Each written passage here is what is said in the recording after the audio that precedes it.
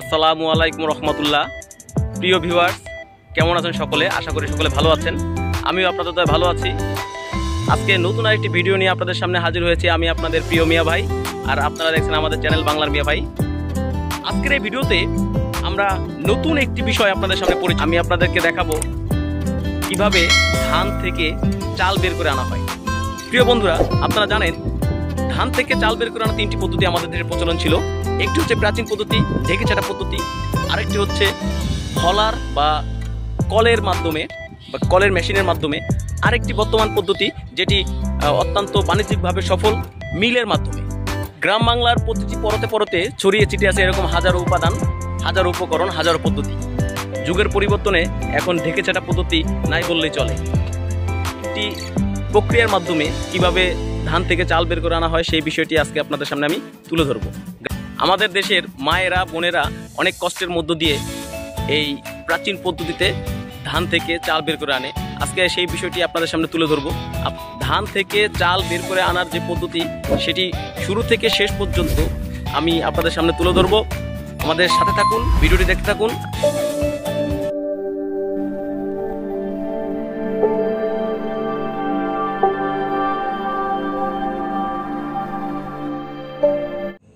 ধান থেকে চাল বের করে আনার জন্য প্রথমে যেই বিষয়টি মাথায় রেখে সামনে এগিয়ে যেতে হয় তা হচ্ছে মাটি গর্ত করা এবং কোন পাত্রে ধান সিদ্ধ করা হবে তা লক্ষ্য রাখা। অবশ্যই বড় একটি পাত্রে ধান সিদ্ধ করতে হবে, যেহেতু অনেক ধান, অল্প ধান নয়, 2, 4, 5 কেজি 10 কেজি ধান নয়। এটাকে বলে তাফাল। এই যে তাফাল, এই তাফালে করে আজকে আমরা ধান সিদ্ধ করব। আর আপনারা দেখছেন আমরা বাড়ির উঠোনের মাঝখানে কিছুটা গর্ত করে তারপরে ইট দিয়ে উঁচু করে তাফালের মধ্যে আমরা আজকে ধান সিদ্ধ করব। এ হচ্ছে আমাদের ধান। এই ধানগুলো আজকে আমরা সিদ্ধ করব। এটি হচ্ছে বাংলাদেশ ধান গবেষণা ইনস্টিটিউটের একটি উদ্ভাবন, বাড়ি 29। এই ধান এবং আমাদের আরও একটি ধান, 2টি জাত আমরা আজকে সিদ্ধ করব। আরেকটি হচ্ছে লক্ষ্মীদিঘা, সেটি অবশ্যই আমরা আপনাদেরকে দেখানোর চেষ্টা করব। এই যে ধান, এই ধান বাড়ি 29, এটি অত্যন্ত চিকন এবং ভাতের জন্য প্রসিদ্ধ। যে পাত্রটিতে আমরা আজকে ধান সিদ্ধ করব এটি হচ্ছে তাফাল। এই তাফালের মধ্যে আমরা এখন ধান ঢেলে দিলাম। দেখতে পাচ্ছেন আস্তে আস্তে আমাদের আজকে যে সহকর্মী সে ধান ঢেলে দিচ্ছে। আজকে আমাদের এই কাজে সহযোগিতা করছেন আমাদের বাড়ির অন্যতম এবং সেরা গৃহবধূ, যিনি এই জীবনের প্রথমবার ধান সিদ্ধ করছেন।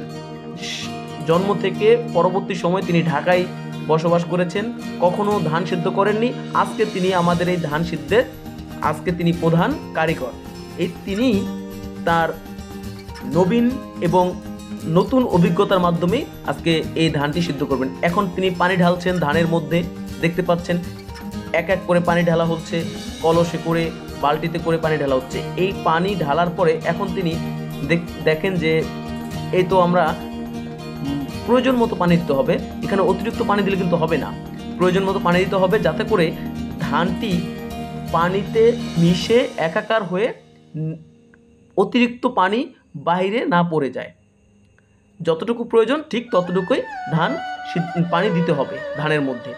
যে পাত্রটিকে আপনারা দেখছেন ধান সিদ্ধ করছি, এটি হলো তাফাল, টিনের তৈরি। যখন ধানের ভিতরে পানি দেওয়া হবে তারপরে ধানগুলোকে পানি দিয়ে লেড়ে উল্টিয়ে পাল্টিয়ে দিতে হবে যাতে করে সমগ্র ধানগুলো ভিজে যায় পানিতে। ধান ভিজানোর পরে এখন হচ্ছে আগুন দেওয়ার পালা। আমাদের আগেও একজন এই জায়গায় ধান সিদ্ধ করেছে, যার কারণে আমরা শুরু থেকে দেখাতে পারছিলাম না বলে আমরা দুঃখিত। কেননা যে চুলোটি এখানে বানানো হয়েছে, অর্থাৎ মাটি কিছুটা গর্ত করে এখানে চুলা বানানো হয়েছে, সেই চুলায় আগে একজন ধান সিদ্ধ করেছে, আমরা হচ্ছে দ্বিতীয়। আমরা ইতিমধ্যেই আগুন জ্বালিয়ে দিলাম। গ্রামের নববধূ সারাক্ষণ সারা জীবন যিনি ঢাকায় ছিলেন, তিনি আজকে প্রচণ্ড উত্তপ্ত রোদে, প্রখর রোদে নিজেকে ঝাঁঝিয়ে তিনি চেষ্টা করছেন, কাজ করছেন গ্রামের অথেন্টিক অরিজিনাল ধান সিদ্ধ কিভাবে করে তা আপনাদের দেখানোর জন্য। প্রচুর রোদ, তাই তিনি ছাতা ব্যবহার করছেন। আপনারা দেখছেন তিনি ছাতা নিয়েছেন। ছাতা, আগুনের প্রচণ্ড তাপ, এদিকে আকাশের প্রচণ্ড রোদের তাপ, এতটা তাপ যা বলা মুশকিল। ছাতি ধরে বেশিক্ষণ কাজ করা সম্ভব নয়, কেননা যেহেতু পাশে আগুন, অত্যন্ত আগুনের তাপ। আর এই যে ভদ্রলোকটি দেখছেন, সে আর কেউই নয়, ইনি নিজে আমি। আমরা এখন এই ধানগুলোকে উলটপালট করে দিচ্ছি যাতে করে নিচের ধানটি উপরে আসে এবং উপরেরটি নিচে যায় চারিদিক। এটি অত্যন্ত কষ্টের কাজ, কিন্তু এটি আগুনের চারপাশ দিয়ে ঘুরে ঘুরে হাতে যেই পাত্রটি দেখছেন এটিকে বলে আমরা উকরি। এটি বাঁশের লাঠি এবং আইচা দিয়ে তৈরি, নারকেলের মালা বা আইচা দিয়ে তৈরি। বাড়ির মুরব্বীরা, আমার চাচি, যিনি গেলেন উনি আমার সম্পর্কে চাচি হয়, এবং যিনি ডান দিকে যাচ্ছেন তিনি আমার চাচি, এবং যিনি বাম দিকে যাচ্ছেন তিনি আমার দাদি। বাড়ির মুরব্বীরা আমাদের কাজে কিন্তু অত্যন্ত সহযোগিতা করছেন। তারা দেখিয়ে দিচ্ছেন, যেহেতু আমিও নতুন, আমার স্ত্রী তিনিও নতুন, এবং আমরা দুজনেই আজকের এই কারিগরের নতুন, একেবারে হাতে খড়ি বললে চলে।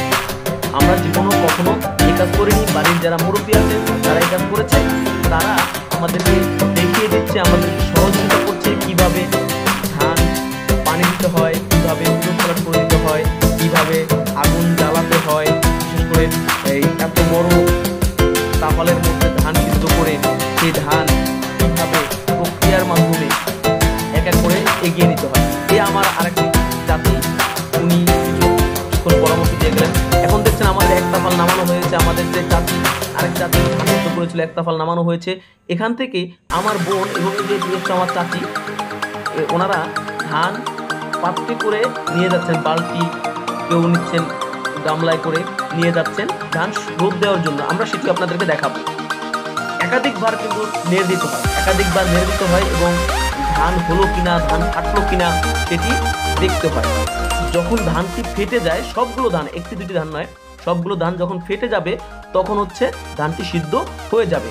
ধান হলো কিনা আমি যে আপনাদেরকে দেখাচ্ছি, এখনো ফাটে নাই, এইভাবে চেক করে দেখতে হবে যে ধানটি ফাটলো কিনা। প্রত্যেকটি ধানের মুখ ফেটে যেতে হবে, এবং ধান যখন ফেটে যাবে, প্রত্যেকটি তাফালের মধ্যে প্রত্যেকটি ধান যখন ফেটে যাবে তখন সিদ্ধ হয়ে যাবে। আমাদের ধান ইতিমধ্যে সিদ্ধ প্রায় হয়ে গেছে। ধান আমরা যেখানে রোদ দিব সেই জায়গাটি এখন পরিষ্কার করছে আমাদের বাড়ির প্রধান গৃহকর্মী এবং প্রধান গৃহকর্ত্রী, এবং যিনি এই আজকের এই কাজের মূল উদ্যোক্তা। আমরা ধান মেলে দিয়েছি আজকে প্রথম দিন। প্রচণ্ড এবং উত্তপ্ত প্রখর রোদে আমাদের 3 দিন রোদ দিতে হবে, অর্থাৎ প্রথম দিন লেচা দেওয়া, তারপরে পানি মারা, তারপরে সর্বশেষ ধান মারার জন্য প্রস্তুত করা। আমাদের প্রথম দিনের কাজ অনেকটা শেষের দিকে। আমাদের গৃহকর্ত্রী দেখছেন ধানগুলো এক জায়গায় জমা করছে। আমরা পরবর্তী দিনে আবার চলে যাব। জীবনযাত্রার পদ্ধতি হিসাবে ধান থেকে কিভাবে চাল উৎপাদন করা হয় সেই পর্বের আজকে দ্বিতীয় দিন। এই পর্যায়ে আমরা আপনাদেরকে দেখাবো যে কিভাবে দ্বিতীয় দিনের মতো ধান শুকাতে দেওয়া হয় এবং সেই শুকনো ধান থেকে কিভাবে তার পরবর্তী ধাপে চলে যেতে হয়। আপনারা ইতিপূর্বে প্রথম দিনে আমরা দেখেছেন যে আমরা ধান কিভাবে সিদ্ধ করে এবং সেই সিদ্ধ করার প্রক্রিয়া আমরা ধারাবাহিকভাবে দেখাতে আজকে দ্বিতীয় দিনে আমরা চলে এসেছি। এই ধান প্রথম দিনে আমরা যেটা গ্রামের ভাষায় বলে লেচা দেওয়া বা পানি মারা, সেই ধান প্রথম দিন আমরা লেচা দিয়েছি, পানি মেরেছি। এরপরে আজকে আমরা দ্বিতীয় দিনে চলে এসেছি। যদি আপনার প্রচণ্ড রোদ থাকে, উত্তপ্ততা বেশি থাকে বা রোদ যদি ভালো হয়, তাহলে এই ধান 2 থেকে 3 দিন রোদ দিলেই স্বাভাবিক। আমরা ধান প্রথমে সকালে শুকাতে দিয়েছিলাম, সেই শুকনো ধান থেকে এ পর্যায়ে আমাদের পানি মারা বা লেচা দেওয়া হয়ে গেছে। আর একটা দিন আমরা রোদ দিলেই ইনশাল্লাহ সেটা মারাই করার জন্য। আমরা আপনাদের পূর্বে অবগত করেছি আমরা 2টি ধানের জাত সিদ্ধ করেছি। একটি হচ্ছে 1229, আরেকটি হচ্ছে বাংলাদেশের অতি প্রাচীন এবং সুপরিচিত ধানের জাত লক্ষ্মীটিকা। এই 2টি জাত আমরা পৃথকভাবে রোদ দিয়েছি, শুকিয়েছি। দ্বিতীয় দিনের কাজটা শেষ করেছি। আমাদের ঘরের রমণী তিনি অত্যন্ত পরিশ্রম করে, অত্যন্ত কাজের পরিশ্রমের মাধ্যমে ধানগুলো বস্তাবন্দি করছেন। আমরা পরবর্তী দিন আবার পুনরায় ফিরে আসবো। আসসালামু আলাইকুম সুপ্রিয় দর্শক, আশা করি সকলে ভালো আছেন। আমরা আবার তৃতীয় দিনের মতো আজকে আবার আপনাদের সামনে এসে হাজির হয়েছি। আপনারা দেখছেন আমাদের গ্রামের অথেন্টিক ধান মারাই প্রক্রিয়ার তৃতীয় দিন, অর্থাৎ এই সিরিজের তৃতীয় পর্ব। এই পর্বে আমরা আপনাদেরকে আগেও বলেছি যে আমরা 3 দিন প্রখর রোদ্রে আমরা এই ধানটিকে শুকাবো। এর আগে আপনারা দেখেছেন কিভাবে ধান সিদ্ধ করেছি, কিভাবে ধান প্রথম দিন আমরা শুকাতে দিয়েছি। এরপরে আমরা তৃতীয় দিন মতো আজকে চলে আসছি। এই তৃতীয় দিন আমরা ধান শুকানোর পরে এরপর আমরা সরাসরি নিয়ে যাব এখান থেকে ধান ভেঙে কিভাবে চাল বের করে এবং চাল থেকে কিভাবে ভাত হয়, আমরা সেই প্রসেসটি আপনাদেরকে দেখানোর চেষ্টা করব। আপনারা আমার পেছনে দেখতে পাচ্ছেন 2 প্রজাতির ধান। একটি হচ্ছে আমাদের গ্রামীণ ঐতিহ্য এবং গ্রাম বাংলার সুপ্রাচীন একটি ধানের জাত, সেটিকে লক্ষ্মীদিঘা, এবং আরেকটি হচ্ছে বাংলাদেশ ধান গবেষণা ইনস্টিটিউটের উদ্ভাবন, একটি হচ্ছে বাড়ি 29। আমি আপনাদেরকে এখন যে ধানটি দেখাচ্ছি এটি হচ্ছে বাড়ি 29। আপনারা দেখতে পাচ্ছেন এটি বাড়ি 29 এবং আরেকটি ওই যে জাতটি আপনারা দেখতে পাচ্ছেন এটি হচ্ছে লক্ষ্মীদিঘা। এই 2 প্রজাতির ধান থেকে আমরা চাল উৎপাদন করব এবং এটি আমাদের গ্রামীণ জীবনযাত্রার একটি প্রাচীন পদ্ধতি। এই পদ্ধতিতে যারা কৃষিকাজ করে, যে সকল ফ্যামিলি বা চিরাচরিত পদ্ধতিতেই তারা ধান থেকে চাল উৎপাদন করে এবং চাল তারা জীবনযাপনের জন্য, তারা তাদের জীবন বাঁচানোর জন্য তারা খেয়ে থাকে। আমরা আজকে যেই প্রসেসটি আপনাদেরকে দেখানোর চেষ্টা করেছি, এই প্রসেসটি আমাদের আজকে এই পর্বের এই শেষ। অর্থাৎ আমরা এর আগে বলেছিলাম আপনাদেরকে যে আমরা 3 দিনের প্রচণ্ড রোদ্রে আমরা ধানগুলো শুকাবো এবং ধানগুলো শুকানো হলে আমাদের যেই নিয়ম আছে, যে আমাদের মা, চাচি বা দাদিরা যে পদ্ধতিতে তারা ধান সিদ্ধ করেছেন, প্রথমত পানি মারা, তারপর লেচা দেওয়া, এরপর ধানটি পরিপূর্ণভাবে শুকনো। আজকে যে ধানটি আপনারা দেখতে পাচ্ছেন এখানে আজকে আমাদের ধানটি পরিপূর্ণভাবে শুকনো হয়ে যাবে। এরপরে আমরা চলে যাব সরাসরি ধান মারাই করার মিলে। ধান মারাই পদ্ধতির তৃতীয় দিনে আপনারা দেখতে পাচ্ছেন যে আমরা সেই 2টি জাত আমরা আপনাদের সামনে উপস্থাপন করেছি। ইনশাল্লাহ এখান থেকে আমাদের যে শিক্ষণীয় যে বিষয়গুলো, সেগুলো হচ্ছে আমাদের গ্রাম বাংলার ঐতিহ্যটাকে আমরা ধরে রাখার চেষ্টা করব এবং আমাদের গ্রামের অথেন্টিক এবং অরিজিনাল সঠিক পদ্ধতিতে যেভাবে আমরা ধান উৎপাদন করি, যেভাবে আমরা চাল উৎপাদন করি, সেই বিষয়টি আমি আপনাদের সামনে ভালো লেগেছে বা ভালো লাগবে। আর যদি আপনাদের বিন্দুমাত্র ভালো লেগে থাকে বা আপনাদের সেই শৈশব কৈশোরের কথা যদি আপনাদের মনে পড়ে থাকে, ইনশাল্লাহ আমি আপনাদের কাছে আশা করব আপনারা আমাদের চ্যানেলটিকে সাবস্ক্রাইব করবেন। আশা করি আরও কিছু দেখবেন, আমাদের সাথে থাকবেন। আমার গিন্নি প্রথমবার জীবনে এই কাজটি করছে। এই কাজ তার জন্য অতটা সহজলভ্য ছিল না, অত্যন্ত কষ্টের এবং পরিশ্রমের কাজ। তিনি এই কাজের মাধ্যমে উপলব্ধি করতে পেরেছে আমাদের গ্রাম বাংলার মায়েরা, বোনেরা, চাচিরা তারা কতটা কষ্ট করে ফসল উৎপাদন করে এবং সেই ফসল থেকে ধান আলাদা করে, ধান থেকে চাল আলাদা করে। এই কাজটি কতটা কষ্টের তা আমার গিন্নি নিজে না করলে এটি উপলব্ধি করতে পারতেন না। আমরা আমাদের কাজের শেষ পর্যায়ে চলে এসেছি।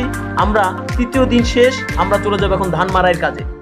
আলহামদুলিল্লাহ আমাদের ধান আর চিরাই বা ভাঙানোর জন্য প্রস্তুত। আমরা 1 মণ ধান বস্তাবন্দি করেছি এবং মোটরসাইকেলে বেঁধে ফেলেছি। এই ধান নিয়ে আমরা ধান ভাঙার কলে যাব। এই কল পরিচালনা করা, ধান ভাঙার মেশিন পরিচালনা করা অত্যন্ত বিপজ্জনক। এই কলে অনেকে আহত হয়েছে, ফিতায় পেঁচিয়ে অনেকে দুর্ঘটনার সম্মুখীন হয়েছে। আমরা আমাদের বস্তাবন্দি ধানগুলো বালতিতে ঢাললাম, বালতি থেকে এই যে এটি হলো বঙ্গায় ঢেলে দিলাম। এখান থেকে একদিকে চাল যাবে, একদিকে কুড়া আসবে। এই যে এখান থেকে কুড়া আসবে, কুড়া হচ্ছে অত্যন্ত প্রসিদ্ধ একটি উপকরণ হাঁস মুরগির জন্য। এই হাঁস মুরগি কিন্তু কুড়া অত্যন্ত পছন্দ করে এবং খুব ভালোবেসে খায়। এই যে কুড়া বের হয়ে আসছে দেখছেন, এগুলো হচ্ছে ধানের কুড়া বা ধানের খৈল যেটাকে বলি। এই আমরা ধানগুলো থেকে চাল আলাদা হচ্ছে, এই হচ্ছে আমাদের চাল। মানে দেখেই মনটা ভরে গেল, কত সুন্দর মসৃণ, একেবারে গৃহস্থের মানে বানা ধান, এটাকে বলে বানা ধান, গৃহস্থের বানা ধান। এটা কোনো মিলেন না, এটি হচ্ছে সম্পূর্ণ কলের গ্রামীণ পদ্ধতিতে, গ্রামীণ অথেন্টিক পদ্ধতিতে, ঐতিহ্যের মাধ্যমে এই ধান চিরাই করে চাল উৎপাদন করা। ধান থেকে চাল আলাদা করা কতটা কষ্টের তা আমরা নিজেরা না করলে জানতে পারতাম না। আমরা মাছে ভাতে বাঙালি, আমরা যেহেতু ভাতটা পছন্দ করি এবং ভাত আমাদের খেতে হয়, ভাত আমাদের জীবন বাঁচে ভাতে, তাই চালের গুরুত্ব আমাদের জীবনে অপরিসীম। আমাদের ধান ভাঙা প্রায় শেষ, আমরা এখন ছাটার কাজে চলে এসেছি। অর্থাৎ আমার দাদি দেখছেন যে কত সুন্দর করে চাল ঝাড়ছে। চাল ঝাড়া অত্যন্ত সুনিপুণ কৌশলের কাজ। আমার স্ত্রী কিন্তু এটা তেমন ভালো পারে না, সে শেখার চেষ্টা করছে। আমার দাদি অত্যন্ত অভিজ্ঞ, তাই তার কাছে অনেক কিছু শেখার আছে। আজ এ পর্যন্তই, ভালো থাকবেন। ভিডিওটি ভালো লাগলে লাইক, শেয়ার, কমেন্টস করবেন। আল্লাহ হাফেজ।